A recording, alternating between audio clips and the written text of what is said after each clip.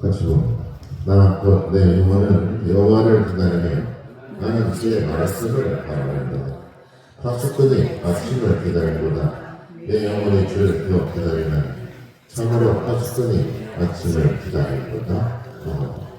이스라엘의 여호와를 바랄지어다. 여호와께서 내 임재하심과 풍성한 속량이 있으니 그가 이스라엘의 그 모든 영에서 속량하시리로다. 오늘 말씀은 바라보며 기다리며 기도하라 라는 제목의 말씀을 가지고 같이 은혜를 나누겠습니다.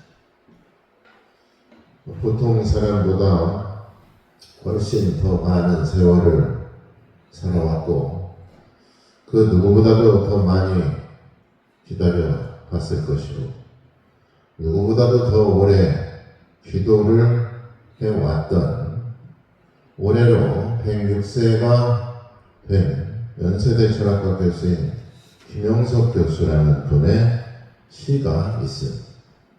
그 시는 이렇습니다. 내 세월 다하는 날 슬픔 없이 가게 하여 주소서. 초대 없이 온 이 세상 정주고 받으며 더불어 살다가 귀천의 그날은 모두 다 잃어버리고 빈손과 빈 마음으로 떠나기를 약속하고 왔나니 내 시간 멈추거든 그림자 사라지듯 그렇게 가게 하여 주소서. 한 세상 한 세월 사랑하고 즐겁고 괴로웠던 생애였나니 이 세상의 모든 인연들과 맺어온 그 아름답고 소중한 추억들이 허락 없이 떠나는 그날의 외로움으로 슬프게 지워지지 않게 하여 주소서. 다만 어젯밤 잠자리에 들듯 그렇게 가고 보내는 이별이 되게 하여 주소서. 아울러 사랑하는 나의 가족들이 슬픔과 외로움을 잊고 이 세상의 삶을 더욱 알고 깨달아 굳건히 나의 살아가는 지혜와 용기를 갖게 하여 주소서. 아름다운 이 세상 마지막 소망을 아름답게 이루고 아름답게 떠나가게 하여 주소서. 귀천하는 그날, 다시 말해서 하늘로 돌아가는 순간 빈손과 빈 마음으로 떠나기를 약속하고 왔다라고 106세의 철학자는 그렇게 말하고 있습니다. 어차피 하늘로 돌아갈 때는 모든 것을 이 땅에 두고 떠나야 하는 것이고 심지어는 세상과의 모든 인연도 정리할 수밖에 없는 것이고 아무것도 가지고 갈 수 없다는 것을 우리는 이미 살면서 터득하고 깨달아 살아가고 있습니다. 그러나 세상을 살면서 육신의 욕심과 탐욕으로 인해서 시간과 세월을 낭비하고 살아가고 있는 것은 아닌지 우리는 돌아봐야 되는 것입니다. 우리에게는 또한 아름다운 추억만을 남긴 채 떠날 수 있어야 한다는 것이죠. 그런가 하면 세상과 이별하는 순간에도 마치 잠자리에 들듯 그렇게 조용하게 이 세상을 떠나게 해달라고 노구의 철학자는 그렇게 기도하고 있습니다. 그렇게 볼 때 무엇이 과연 호상일까? 잠자리에 들고 깨어나 보니 하나님의 나라에 내가 있는 것이 얼마나 큰 호상인지를 우리가 알 수가 있습니다. 그보다 더 좋은 마지막이 과연 어디 있을까요? 그리고 지혜와 용기와 그리고 소망을 갖게 해달라고 약속과 기다림으로 지금껏 살아왔고 기도로 살아왔던 106세의 철학자가 남긴 소망의 기도문이라고 할 수가 있습니다. 우리는 과연 무엇을 기다려 또 무엇을 바라며 무엇을 기도하고 살아가고 있습니까? 하나님께서 우리에게 축복을 약속하셨으면 우리는 그 약속이 이루어지도록 얼마나 기도했으며 또 얼마나 기다렸느냐는 말입니다. 사실 살면서 깨닫게 되는 것은 기다리지 못해서 낭패를 보게 되거나 참지 못해서 일을 그르치는 경우가 너무나도 많이 있습니다. 결국 기다림이 지혜로운 인생을 살아가는 한 단편이라는 사실을 우리는 또 한 번 깨닫게 됩니다. 그렇게 본다면 기다릴 줄 아는 사람이 더 많이 행복할 수 있는 것이 아닐까 생각해 보는 것이죠. 왜냐하면 좋은 추억을 더 많이 만들 수 있을 것이고 더 많은 시간을 기도할 수가 있기 때문이라는 것입니다. 한국 사람이 성격이 급하다고 말을 하죠.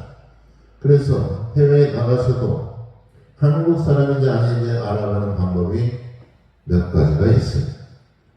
커피 자판기에 눌러놓고 나오기도 전에 그 안에 손이 들어가 있으면 한국 사람입니다. 뜨거운데 뭐하러 거기 손을 듣고 있는지 15초만 기다리면 됩니다. 또 있어요. 편의점 가면 컵라면 3분 되지도 않았는데 뚜껑을 열었다가 10번 하는 거. 그러면 한국 사람. 또 한국 사람이 빠른 걸 좋아하는 이유를 보면 인터넷 광 속도를 보면 알 수 있어요. 세계에서 최고로 빨라요. 우리나라 사람이 외국 가서 인터넷 하려면 답답해가지고 못한다는 거예요. 그만큼 한국 사람은 빠른 걸 좋아합니다. 그런데 보십시오. 잠언 18장 13절에 뭐라고 말하냐면 사연을 듣기 전에 대답하는 자는 미련하여 욕을 당하느니라. 그렇지 않습니까? 남의 얘기가 다 들어보지도 않고 자기 마음대로 속단하거나 단정 짓는 경우는 어떻습니까? 올바른 판단을 내릴 수가 없겠죠. 그러면 오해와 실수를 하게 되는 것이고 한 번 실험을 하면 다시 주워 담을 수 없기 때문에 내가 바라고 원치 않는 결과를 초래할 수도 있게 되는 것입니다. 그래서 미련과 욕이 따라오게 된다는 말을 하는 것이죠. 한국 사회에서는 빠른 결과를 요구하기도 합니다. 짧은 시간 내에 최대의 결과를 산출하는 것이 마치 능력이고 그 사람의 재주라고 간주를 하는데 그래서 모든 것을 빨리빨리 하는 것 아닙니까? 그런데 기다려주지 못하는 시대는 덜 성숙한 사회를 만들게 되는 것이고 인간관계를 기계적으로 인스턴트식으로 만들어 버리게 되는 것입니다. 그 결과 사람과의 진지한 대면과 만남이 있을 수 없으며 깊은 대화나 경청의 미덕을 상실할 수도 있다는 것입니다. 그렇게 피상적인 만남과 헤어짐을 반복하게 된다면 약속에 대한 기다림이나 인내의 지혜를 결국 얻지 못하게 된다는 말씀입니다. 잠언의 말씀대로 미련한 사람이 되는 것이고 욕을 당할 수밖에 없다는 얘기죠. 지혜는 기다림에서 오는 것입니다. 조급함의 반대가 뭡니까? 멈추고 기다리는 것입니다. 또한 기다린다는 것은 결국 결과만을 초점을 두는 것이 아니라 거기에 관점을 두는 것이 아니라 과정에 관점을 두고 인생을 바라보고 살아가는 것입니다. 결과뿐만 아니라 과정을 소중하게 생각하고 인내와 기다림을 통해서 더 좋은 기억과 추억을 만들 수가 있는 것이고 더 행복할 수 있는 조건을 만들어 간다는 얘기죠. 그래서 무슨 말이 있습니까? 속도보다 방향이 중요하다. 급할수록 돌아가라 라는 말처럼 조급함의 가장 큰 손실은 인간관계의 신뢰와 인격과 인간성의 상실을 말할 수가 있습니다. 기다려주지 않는 사람에게 그 사람에게 인간적인 교감이나 공감을 기대할 수 없습니다. 또 더 나아가 그 사람을 신뢰할 수도 없는 것입니다. 현실적으로 눈앞에 이 혜택실만을 계산하는 사람에게 어떤 사람이 그 사람에 대한 믿음과 신뢰를 가질 수가 있겠냐는 것이죠. 그러면 우리가 어리석은 조급함을 버리고 인내의 지혜와 기다림으로 살아갈 수 있기를 바랍니다. 이스라엘은 유난히 광야가 많아서 그 나라 전체 국토의 3분의 2가 광야고 사막이라고 할 수가 있습니다. 광야에서 펼쳐진 이야기가 바로 성경의 역사라고 해도 과언이 아닙니다. 그런데 광야보다도 더 무서운 것은 인생의 광야라고 할 수가 있죠. 사무엘상 30장에 보면 다윗이 어느 날 인생 광야를 만나게 됩니다. 목숨을 부지하기 위해서 허겁지겁 몸을 숨기고 있던 블레셋의 시글락성에 아멜렉 군대가 쳐들어왔습니다. 그들은 무지막지하게 성읍을 불사에 맞고 또 아이들과 부녀자들을 포로로 잡아갔습니다. 거기에는 다윗의 두 아내도 포로로 잡혀갔습니다. 백성들 모두가 불안에 떨고 있었고 남은 것은 전투력을 상실한 패전병과 같은 군사 600명 밖에는 없었습니다. 그런데 그 위기의 순간에 다윗은 군사들과 함께 들어가는 곳이 있었습니다. 부솔 시내라는 곳에 들어갔는데 브엘세바 광야에서 지중해 쪽으로 흘러가는 조그만 개천이 있는 곳이고 메마른 땅을 적시는 한 줄기 물과 땡볕을 덮어주는 작은 숲이 있는 그 작은 시냇가에 다윗은 군대를 데리고 들어갔습니다. 그런데 지금 당장 아멜렉 군대와 싸워도 모자랄 판에 지금 당장 아멜렉 군대를 쫓아가도 될까 말까 한데 왜 다윗은 한가하게 시냇가의 부솔 시내로 과연 들어갔을까? 왜 다윗은 그 헌적한 풀밭으로 들어갔을까? 다윗이 부솔 시내로 들어간 이유는 멈춰야 하나님의 음성을 들을 수 있기 때문에 그렇습니다. 멈춰야 하나님께 기도할 수 있기 때문이었던 것입니다. 아멜렉을 쫓아 달려가기 전에 하나님 앞에 멈춰서 하나님의 약속의 말씀을 기다리고 들어야 했기 때문인 것입니다. 다윗은 그날 밤 멈춰서 하늘의 소리를 들었고 하나님의 음성을 듣고 힘을 얻게 됩니다.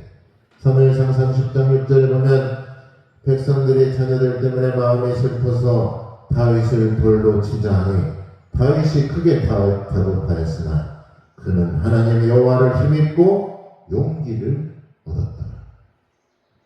다윗은 공경에 처했을 때 급하고 서둘르지 않았고 하나님 앞에 기도했고 하나님의 약속을 기다렸고 하나님을 바라보았다는 것입니다. 공경을 바랄 때 우리는 무엇을 바라봅니까? 하나님을 바라보시기 바랍니다. 그럴 때 하나님께서는 지혜를 주시고 피할 길을 우리에게 가르쳐 주시는 것입니다. 누구나 살다 보면 공경에 처할 때가 있습니다. 급할 수 있으나 우리는 그때 멈춰서 하나님을 바라봐야 됩니다. 멈춰서 하나님께 기도할 때 하나님께서는 우리에게 지혜와 용기와 도움을 주시는 것입니다. 서두르지 말고 하나님의 음성을 듣기 위해서 우리는 기다려야 됩니다. 그래야 만의 광야 같은 세상에서 하나님께서 주시는 용기를 얻게 되는 것이고 광야길에서 지치지 않고 끝까지 걸어갈 수가 있다는 말씀입니다. 급하게 서두른다고 되는 일이 과연 뭐가 있습니까? 그래서 유명한 기독교 심리학자인 칼 융은 이런 말을 했어요. 서두름은 마귀에게 나오는 것이 아니라 서두름 자체가 마귀인지 모른다 라는 말을 했어요. 미국의 철도 건널목에 세 마디 말이 새겨져 있다고 하죠. Stop, look, listen. 보라는 겁니다. 그리고 멈추라는 거죠. 그리고 들으라는 얘기입니다. 기차 소리를 듣기 위해서 걸음을 멈추고 기차가 오는지 안 오는지 바라봐야 되는 것이고 귀를 기울여야 된다는 것이에요. 시편 62편 5절에 나의 영혼아 잠잠히 하나님만 바라라. 대저 자의 소망이 저를 쫓아나는 것. 하나님을 바라보고 하나님의 약속을 끝까지 기다리며 소망을 품은 기도가 우리에게는 있어야 되는 줄 믿으시길 바랍니다. 콜드만 목사라는 분이 있는데 어느 한 부인이 자신이 처해 있는 복잡한 결혼 문제를 상담하러 찾아왔습니다. 그 부인의 처지에 대해서 자세히 들어본 후에 다음과 같이 권고를 했다고 해요. 부인 앞에 두 가지 길이 놓여 있습니다. 첫 번째 길은 당신 마음대로 그 문제를 해결하는 것입니다. 그러면 문제는 아마도 빨리 해결될 것입니다. 그러나 가정은 파괴되고 말 것입니다. 둘째는 주님을 바라보며 하나님의 약속을 기다리는 것입니다. 주님께서는 부인의 인내심을 여러 가지로 시험해 볼 것입니다. 그런데 결국 하나님을 신뢰하고 기도한다면 모든 문제가 해결될 것입니다. 자신의 뜻대로, 자신의 마음대로 조급하고 다급하게 결정을 내리면 결과는 어떻게 되겠습니까? 하나님께 맡기면 모든 과정에 선한 과정뿐만 아니라 결과까지도 좋아지는 것이에요. 내 마음대로 내 원하는 대로 살아갈 때 겉으로 보기에는 해결된 것 같아도 그렇지 못하다는 말씀이에요.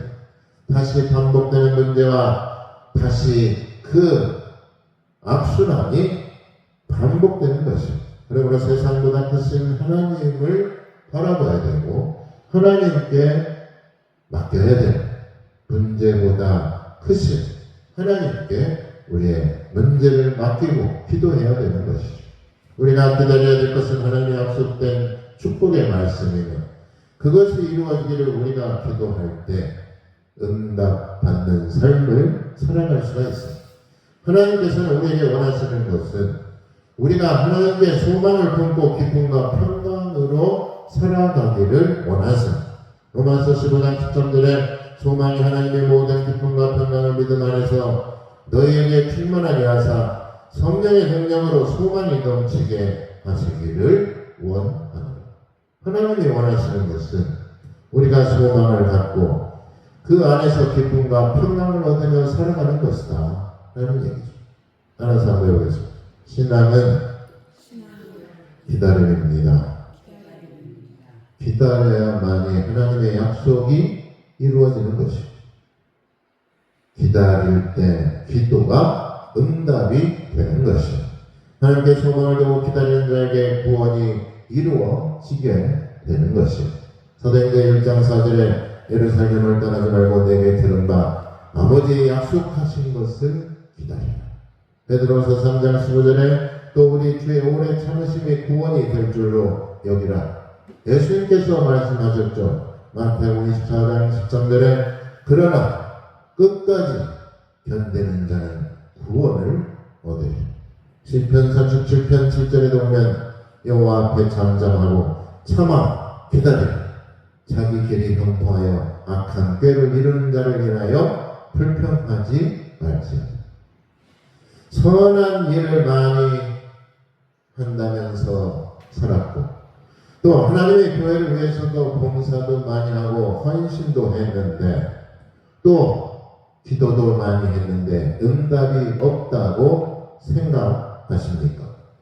그럴지라도 불평하지 말고 참고 인내하고 기다리십시오. 하나님은 도리어 역경과 고난의 보자기에 축복을 싸서 전해준다라는 말이 있습니다. 또 고난도 유익하다는 말이 있죠. 갈라디아서 6장 9절에 우리가 선을 행하되 낙심하지 말지니 포기하지 아니하면 때가 이름에 거두리라. 문제는 기다리지 못해서고 끝까지 기도하지 못하고 낙담하고 포기하기 때문이라는 얘기입니다. 시편 40편 1절에 보면 내가 여호와를 기다리고 기다렸나니 귀를 기울이사 나의 부르짖음을 들으셨도다 라고 말씀하고 있죠. 끝까지 기다리고 참고 기도하면 하나님께 응답을 받게 되는 것. 그래서 기도는 멈추지 말아야 됩니다. 기도하기를 쉬는 죄를 범하지 말게 해달라고 사무엘 선지자가 기도했던 것도 바로 그런 이유 때문인 것입니다. 기도하지 않고 기다리지 않는 자는 어디에서도 응답을 받기가 어렵습니다. 그래서 이런 말이 있어요. 하늘나라에는 되돌아온 소포가 아주 많이 있을 것이다. 참지 못하고 기다리지 못하고 기도를 멈췄기 때문에 하나님의 약속도 하나님의 응답도 되돌아온다는 것입니다. 가난한 과부가 재판장에게 애원할 때도 물러설 줄 모르고 계속해서 재판관에게 붙잡고 매달리니까 악한 재판관이라도 어떻습니까? 그 원한을 풀어준다 라고 예수님께서 말씀한 바가 있습니다. 끈질기게 부르짖을 때 응답을 받게 되는 것입니다. 구하고 찾고 두드려야 응답을 받는 것입니다. 응답될 때까지 기도하면 어떻습니까? 항상 응답을 받는 거예요. 가뭄이 오면 비 올 때까지 기도하면 비가 올 수밖에 없습니다. 공경하고 고난이 오면 축복이 임할 때까지 기도해야 되는 것입니다. 응답이 올 때까지 참아야 되는 것이고 응답이 올 때까지 기다려야 되는 것입니다. 그러면 마침내 때가 되면 하나님께서는 하나님의 선하신 방법대로 응답해 주시는 줄 믿으시기 바랍니다. 기도에는 왕도가 없습니다. 기도한 만큼 기도로 심은 대로 거두게 되는 것입니다. 하박국 2장 3절에 이 묵시는 정한 때가 있나니 그 종말이 속히 이르겠고 결코 거짓되지 아니하리라. 비록 더딜지라도 기다리자 지체되지 않고 정령 응하리라 라고 말씀하고 있죠. 하나님의 약속은 때가 되면 지체하지 않고 정령 응하게 되는 줄 믿으시길 바랍니다. 시편 60편 22절에 그 작은 자가 천명을 이루겠고 그 약한 자가 강국을 이룰 것이라. 때가 되면 나 여호와가 속히 이루리라 라고 말씀합니다.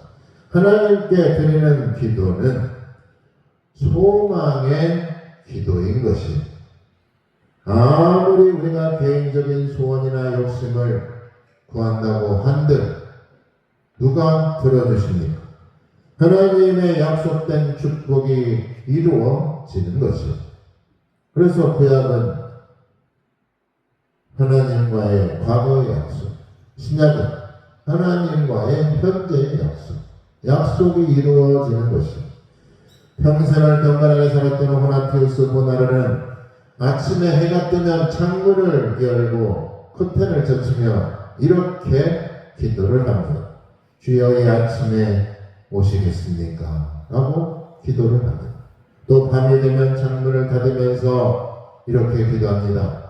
주님 이 밤에 오시겠습니까? 라고 말하면서 항상 주님을 맞을 준비를 하며 살았다는 것이죠. 우리는 과연 어떤 준비를 하며 어떤 기도를 하면서 살아가고 있습니다. 시편 62편 5절 7절에 보면 나 영원한 잠잠히 하나님만 바라라. 물은 나의 소망이 그로부터 나오는도다. 오직 그만이 나의 반석이시오 나의 구원이시오 나의 요새시오 내가 흔들리지 아니하리로다. 나의 구원과 영광이 하나님께 있으며 내 힘의 반석과 피난처도 하나님께 있도다. 우리에게 가장 중요한 것은 신앙을 하는 이유는 뭡니까? 우리가 예수님을 믿는 이유는 과연 무엇일까? 그것은 바로 구원을 받아야 되기 때문에 그렇습니다. 우리의 반석 같은 피난처이신 하나님을 바라보며 그런 하나님께 우리는 기도하며 살아갈 때 우리가 구원을 받을 수가 있는 것입니다. 누가 우리의 기도를 들어주실 수가 있으며 누가 우리에게 소망이 되는지를 우리는 깨닫고 살아가야 됩니다.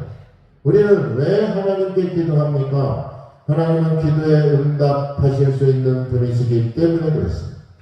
하나님만이 우리의 기도를 들으시는 것이고 우리의 기도에 응답하실 수 있는 살아계신 하나님이시기 때문인 것입니다. 여러분, 우상은 응답할 수가 없습니다. 자연이나 하늘이나 산이나 바다나 바람이나 구름이 응답할 수 있겠습니까? 오직 이 모든 것을 창조하신 하나님만이 우리의 기도에 응답하실 수가 있는 것입니다. 사도행전 12장에 예수님의 제자인 베드로가 폭군 헤롯에게 체포되어서 투옥된 일이 있습니다. 베드로는 견고한 감옥의 쇠사슬에 묶여 있으며 16명의 병사들이 교대로 그 감옥을 지키고 있었습니다. 베드로는 처형을 앞두고 있었습니다. 이런 절체절명의 상황 속에서 성도들이 과연 무엇을 했을까요? 교회에 모여서 과연 성도들은 무엇을 했을까요? 회의를 했을까요? 그렇지 않습니다. 자기들끼리 머리를 조아리고 자기 주장을 펼쳐가면서 대화를 했을까요? 그렇지 않습니다. 그들은 모여서 한 마음과 한 뜻으로 베드로와 그 감옥에서 구출되기를 하나님 앞에 간절히 기도했습니다. 그러자 하나님의 응답이 임하게 됩니다. 놀라운 일이 그 감옥에 벌어지게 되는 것이죠. 베드로의 팔을 묶었던 착고와 사슬이 그 자리에서 풀렸습니다. 감옥의 간수들이 깊이 잠이 들어 철문이 열리게 되었습니다. 베드로는 감옥에서 구출할 수가 있었던 것이죠. 하나님만이 우리를 구원해 주실 수가 있습니다. 하나님만이 우리의 구원자가 되시는 것입니다. 돌팔매진에 맞아 죽어가면서도 하늘을 바라보며 해같이 기쁨과 소망을 품고 죽어갔던 스데반도, 불구덩이의 용광로에 털끝 하나도 상하지 않게 된 사드락과 메삭과 아벳느고 역시 하나님만을 바라보며 위기와 역경의 순간 하나님의 약속을 믿고 기다리며 기도로 승리했던 승리자였음을 우리가 믿고 우리들도 그렇게 기도하며 하나님을 기다리며 하나님을 바라보며 살아갈 수 있기를 예수님의 이름으로 축원합니다. 기도하겠습니다.